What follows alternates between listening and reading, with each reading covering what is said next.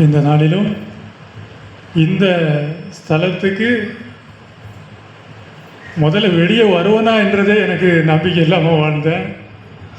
இந்த நாள்லையும் இந்த ஸ்தலத்துக்கு தேவன் கூட்டு வந்து இந்த ரட்சிப்பின் முகங்களை பார்க்கும்படியாக தேவன் எனக்கு கிருபை செஞ்சார். ஆண்டவருக்கு கோடான கோடி நன்றி.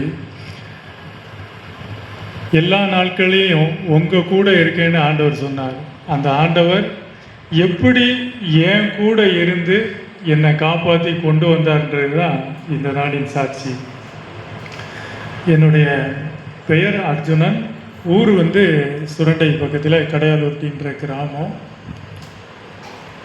நான் என்னுடைய தொழில் விஷயமா வியாபார விஷயமா சென்னை காஞ்சிபுரத்துக்கு போயிருந்தேன். அங்கே வந்து சோப்பு மார்க்கெட்டிங் டீலராக இருந்தேன். ஒரு 6 வருஷம் அங்கே தான் வேலை செஞ்சுட்டு இருந்தேன். அங்கே ஒரு நண்பர் எனக்கு பழக்கமானார். அந்த நண்பர் வீட்டில் ஒரு நாள் சின்ன பிரச்சனைன்னு சொன்னார். அவங்க தங்கச்சி வீட்டில் சரி போய் கேட்கலாம் அப்படின்னு சொல்லிட்டு என்னோடய வண்டியில் தான் கிளம்பினோம். அவங்க தங்கச்சி வீடு வந்து சென்னை வேளச்சேரியில் இருக்குது. அங்கே போய் பேசும்போது அவங்க தங்கச்சி மாமியார் வந்து வாக்குவாதம் ஆகுது. வாக்குவாதம் கைகலப்பாகுது. கைகலப்பில் அந்த அம்மாவை பிடிச்சி தள்ளி விட்டதில் கீழே விழுந்துட்டாங்க. அவங்களுக்கு வயசு 55 வயசு. ஏற்கனவே ஹார்ட் ஆப்ரேஷன் செஞ்சுருந்தாங்க. பலமாக தள்ளி விட்டதுனால அவங்க கீழே விழுந்துட்டாங்க. உடனே நாங்கள் என்ன பண்ணிட்டோம், வண்டி எடுத்துகிட்டு பயந்து போய் வண்டி எடுத்துகிட்டு வந்துட்டோம் காஞ்சிபுரத்துக்கு. வந்ததுக்கு அப்புறம் தான் தெரிஞ்சது அவங்க இறந்துட்டாங்கன்னு சொல்லி போலீஸ் விசாரணை தொடங்கிட்டாங்க. இது நடக்கும்போது வருஷம் 2009 வருஷம் இந்த காரியம் நடக்குது. அப்போ நான் ஆண்டவரை அறியலை, வேறு வழிபாட்டில் தான் இருந்துகிட்டு இருக்கிறேன். 2 பேர் வந்தாங்க அப்படின்றதுக்கு எதிர்த்த வீட்டில் இருந்தவங்க 2 பேர் வந்தாங்க, வண்டியில் வந்துட்டு போனாங்கன்னு சொன்னாங்க. சரி 2 பேர் யாருன்னு விசாரிக்கும்போது அவங்க தங்கச்சி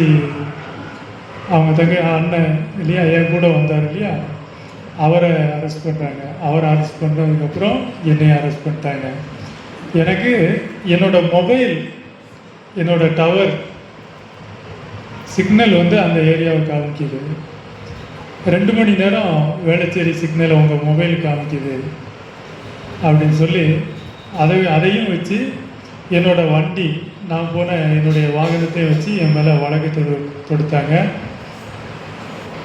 2009 வருஷம் சிறைச்சாலைக்குள்ளே போகிறேன். சென்னை மத்திய சிறை புழல். போகும்போது வயசு எனக்கு 26. இப்போ எனக்கு 42. 26 வயசில் உள்ளே போகிறேன். நமக்கு தெரியும் இந்த கிராமத்து வாழ்க்கை வாழ்ந்துட்டு ஒரு சிறைச்சாலைக்குள்ளே அந்த மனிதன் போய் உட்கார்ந்தா அவன் மனநிலை எப்படி இருக்கும் இல்லையா? கதறி அழுதேன்.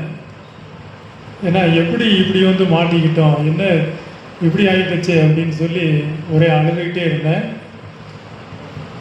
விசாரிக்கிறதுக்கு யாருமே வரல, என்னன்னு கேட்குறதுக்கு ஆள் யாருமே வரல.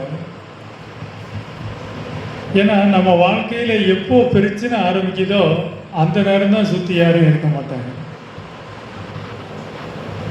மருத்துவமனைக்கும் ஜெயிலுக்கும் தான் என்னன்னு கேட்க ஆள் வர மாட்டாங்க. மோசமான நிலைமை. 26 வயசு அழுதுகிட்டு இருக்கிறேன். திரும்பி பார்த்தா யாருமே இல்லை என்னன்னு கேட்கறதுக்கு. அப்போது நம்ம வாழ்ந்த வாழ்க்கை தவறாக வாழ்ந்துட்டோமா? நம்ம காமிச்ச அன்பு தப்பா? இல்லை நம்ம காமிச்ச அன்புக்கு அவங்க மறந்துட்டாங்களா நம்மளுடைய அன்பு பாசத்தெல்லாம் அப்படின்னு நினச்சிட்டு அழுதுகிட்டு இருந்தேன். கட்டின லுங்கி சட்டையோடு உள்ளே போய் ஒப்படைச்சிட்டாங்க போலீஸு. கிட்டத்தட்ட 10 நாள் ஒரே லுங்கி அந்த ஒரே சட்டையோடு தான் உட்காந்துக்கிட்டு இருந்தேன். உள்ளே போய் அந்த உணவை எடுத்து வாயில் வச்சது தான் அழுகை இன்னும் அதிகமாகிடுச்சு. கிட்டத்தட்ட 5 மாதங்கள் என்னோட கண்ணிலிருந்து கண்ணீர் நிற்கவே இல்லை. ஒரு அறைன்னு சொன்னால் ஒரு 30 பேர் ஒன்றா அடைச்சி வச்சுருப்பாங்க ஒரு அறையில். அங்கே ஒரு சில சகோதரங்க ஆண்டவருடைய பைபிள் புத்தகத்தை வச்சு பாட்டு படிப்பாங்க, ஜெபிப்பாங்க. அந்த சகோதரங்க என்னை பார்த்தாங்க, இவருடைய நிலைமை ரொம்ப மோசமாக இருக்குது, வந்ததுலேருந்தே இவர் அழுதுகிட்டு இருக்கிறாரு அப்படின்னு சொல்லி அவங்க எனக்கு ஆறுதல் சொல்லணும் அப்படின்னு சொல்லி யோசனையோடு வந்தாங்க. என்னுடைய அழுகை 26 வயசு சிறைச்சாலையில் இருக்கிற விசாரிக்க ஆள் இல்லைன்றது ஒரு பக்கம், வாழ்க்கை இப்படி ஆயிடுச்சுன்றது இன்னொரு பக்கம். நான் சிறைச்சாலைக்குள்ளே போகும்போது என் மனைவி கை குழந்தையோட எங்கள் ஊரில் நிற்கிறாங்க. அவங்களுக்கு என் பொண்ணுக்கு வயசு வந்து 3 வயசு. அப்போ ஒரே ஒரு பொன் குழந்தை தான் எனக்கு. 2009 என் மனைவி அவங்க கையில் ஒரு 100 ரூபா கூட காசு கிடையாது. ஏன்னா அன்னன்னைக்கு அப்பப்போ உழைச்சி வாழ்கிற ஆணரி மனிதன் தான் நான். கையில் 100 ரூபா கூட காசு கிடையாது. அவங்களுக்கு நிற்கிறதுக்கு சொந்தமாக எந்த ஒரு நிலப்புலங்களோ எந்த ஒரு பொருட்களோ அவங்களுக்கு கிடையாது. அந்த 3 வயசு கை குழந்தையோட நான் என் மனைவியை அப்படி தெருவில் விட்டு எதிர்பார்க்காம சிறைச்சாலைக்குள்ளே போய் உட்காந்துட்டேன். இந்த சூழ்நிலையெல்லாம் தான் என்னால் தாங்க முடியலை. 3 வயசு குழந்தைய என்ன செஞ்சாங்க, என்ன சாப்பிட்டாளா இல்லையா, மனைவி என்ன செய்கிறா, இதெல்லாம் நமக்கு எவ்வளோ வேதனையை தரும்னு தெரியும். இந்த வேதனைகளில் தான் அழுதுகிட்டு இருந்தேன். அந்த சகோதரங்க வந்து எனக்கு ஆறுதல் சொன்னாங்க. ஏன்னா சிறைச்சாலை என்பது உள்ளே போன எல்லா மனிதனுமே உயிரோடு வர்றதில்லை. ஏன்னா சில பேர் உடல்நல குறைவால் இறந்துருவாங்க. சில பேர் வந்து பார்த்தீங்கன்னா குடும்ப சூழ்நிலை தாங்காமல் உள்ள தற்கொலையே பண்ணிடுவாங்க. எந்த நேரத்தில் இந்த மனிதன் என்ன முடிவு எடுப்பான்னு யாருக்கும் தெரியாது. ஏன்னா இவ்வளோ பெரிய உலகம், நீங்கள் நினச்சா கார் எடுத்துகிட்டு போகலாம், பைக் எடுத்துகிட்டு போகலாம், நினச்சா ஃபோன் எடுத்து யாருக்குனாலும் விடிய பேசலாம். எது இருந்தால் நீங்கள் வாழ முடியும்னு நினச்சிட்டு இருக்கீங்களோ அது எல்லாம் இல்லாமல் ஆண்டவருடைய புத்தகத்தை மட்டுமே வச்சு 15 வருஷம் வாழ்ந்தேன். அல்லேலூயா. அந்த வேதனை மத்தியில் அந்த சகோதரங்க வந்து என்கிட்ட பேசினாங்க, நீங்கள் இந்த மாதிரி மனநிலையில் இருந்தீங்கன்னா நீங்கள் தப்பான முடிவுகள் எடுத்துருவீங்க, பயப்படாதீங்க, உங்களுக்கு நல்ல வாழ்க்கை கண்டிப்பாக இருக்கும், நம்பிக்கையோடு இருங்க. நீங்கள் நம்பிக்கை இழந்து அழுதுகிட்டு இருக்கிறீங்க, உங்கள் வாழ்க்கையில் ஒரு நம்பிக்கை வரும். இயேசு கிறிஸ்து உங்கள் வாழ்க்கையை மாற்றுவார். நீங்கள் ஆண்டவருடைய பைபிள் புத்தகத்தை நீங்கள் வாசிக்கணும் அப்படின்னு சொல்லி ஆண்டவருடைய பரிசுத்த வேதாகமத்தை என்கிட்ட கொடுத்தாங்க. நம்ம இருக்கிற நிலைமையில் அந்த நேரம் புத்தகம் வாசிக்கணும்னு தோணுமா யாருக்கு? இல்லையா?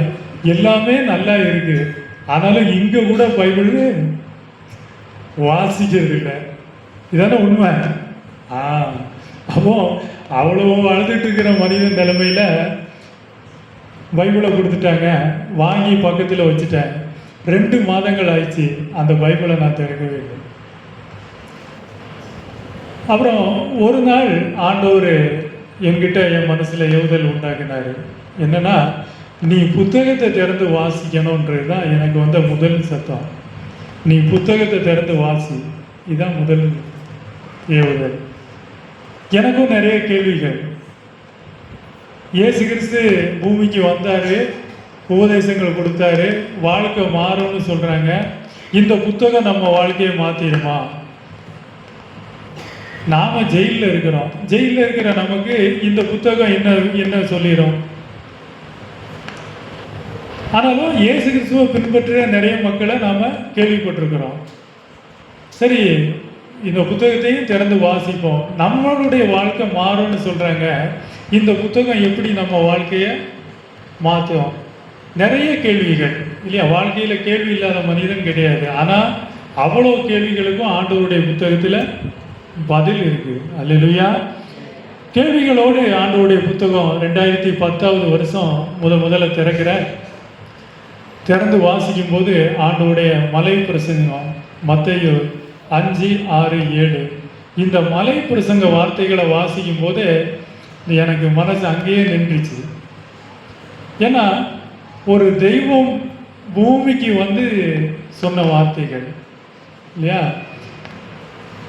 ஆண்டவருடைய உபதேசங்களை நீங்கள் கவனிச்சிங்கன்னா பூமியில் பிரச்சனைகளோ துன்பங்களோ இல்லைன்னு உங்களுக்கு சொல்லவே இல்லை. பிரச்சனையும் துன்பமும் இருக்கும். ஆனால் அதில் நீங்கள் அமைதியான மனிதர்களாக வாழணும் அப்படின்னா என்னோட போதனையை கேளுங்க அப்படின்னு சொன்னார். அல்லேலூயா. உபத்திரமும் பிரச்சனையும் இல்லாத மனிதன் யாரும் இல்லை. ஆனால் இந்த பூமியில் நாம் எப்படி வாழ்ந்தால் அமைதியாக வாழலான்றதை ஆண்டவர் போதிச்சார். மத்தேயு 5:44 ஆண்டவர் சொல்லுவார், உங்கள் சத்துருக்களை சிநேகியுங்கள், உங்களை பகைக்கிறவர்களுக்கு நன்மை செய்யுங்கள், உங்களை துன்பப்படுத்துகிறவங்களுக்காக நீங்கள் ஜெபம் பண்ணுங்க. இதை தானே சொன்னார். ஆனால் இந்த வசனத்தின்படி ஒரு ஆணாக இருந்தாலும் பெண்ணாக இருந்தாலும், கர்த்தருக்கு உள்ளே இருந்தாலும் கர்த்தருக்கு வெளியே இருந்தாலும், இந்த ஒரு வசனத்தை தினமும் வாசித்து நான் இப்படித்தான் வாழ்வேன் அப்படின்னு ஒவ்வொரு நாளும் இந்த வசனத்தின்படி தான் வாழ்வேன்னு நினச்சி வாழ்ந்தா அவங்க வாழ்க்கையில் சிறைச்சாலை என்பதே கிடையாது. அல்லேலூயா. இந்த ஒரு வசனத்தை உலக மக்கள் எடுத்துக்கிட்டால் போதும், அத்தனை சிறைச்சாலையும் நம்மளால் மூட முடியுமா இல்லையா?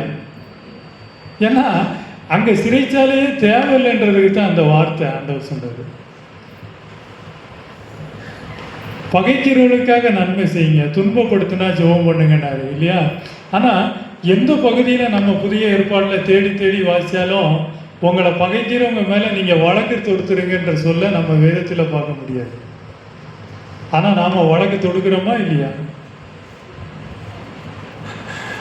ஆவிக்குரியவர்கள்னு சொல்கிற அநேகம் குடும்பங்கள் இன்னைக்கு ஹைகோர்ட்டில் நிற்கிது. காரணம் ஆண்டவருடைய வார்த்தை நம்ம வாழ்க்கையில் கொண்டு வராதது தான் காரணம். மன்னிப்பு, இரக்க குணம், விட்டு கொடுக்கறது, சகிப்புத்தன்மை, அன்பு, இரக்கம். ஆண்டவருடைய சிலுவை நமக்கு அதை தான் சொல்லுது. ஆண்டவருடைய போதனையும் அதை தான் சொல்லுது.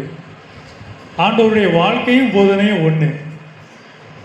அப்போ இன்னொரு இடத்துல ஆண்டவர் சொல்றாரு, சரி ஒருவேளை உன்னோட சகோதரனோ இல்லை மற்றவங்களோ வழக்கு தொடுத்துட்டா என்ன செய்யலாம்? அதுக்கும் தீர்வு சொன்னார் இல்லையா. உன் எதிராளி வழக்கில் இருக்கும்போதே நீ சீக்கிரமாக அவங்களோட நல்மனம் பொருந்து. நீ சீக்கிரமாக போய் அவங்ககிட்ட நல்மனம் பொருந்தலைன்னா சேவகன் உன்னை நியாயாதிபதியில் ஒப்புவிப்பான், நியாயாதிபதி உன்னை சிறைச்சாலையில் ஒப்புவிப்பான். நீ கடைசி காசை கொடுத்து தீர்வு மட்டும் ஜெயிலில் இருந்து புறப்பட மாட்டேன். இதை சொன்னதும் அதே தெய்வம் தான். ஏன்னா நம்ம 2 வசனத்தையும் நீங்கள் கவனிச்சிங்கன்னா, ஒரு வசனம் ஜெயிலே தேவையில்லை, இன்னொரு பகுதி ஒருவேளை வழக்கு வந்துட்டா நீ நல்மனம் பொருந்துறவனா இருக்கணும். நீ இறங்கி போய் எதிராளிகிட்ட கையை பிடிப்பியோ காலை பிடிப்பியோ, அந்த இறக்க குணம், மன்னிப்பு கேளு. தப்பு அவன் மேலே இருந்தாலும் சரிதான் இல்லையா. பிதாவே இவர்களை மன்னியும்னு ஏசியே சொன்னார். அவர் மேலே தப்பாக இருந்துச்சு. தன்னை ஆணி அடித்து சிலுவையில் தூக்கி தொங்க விட்டவங்களுக்காக தான் அந்த வார்த்தையை சொன்னார்.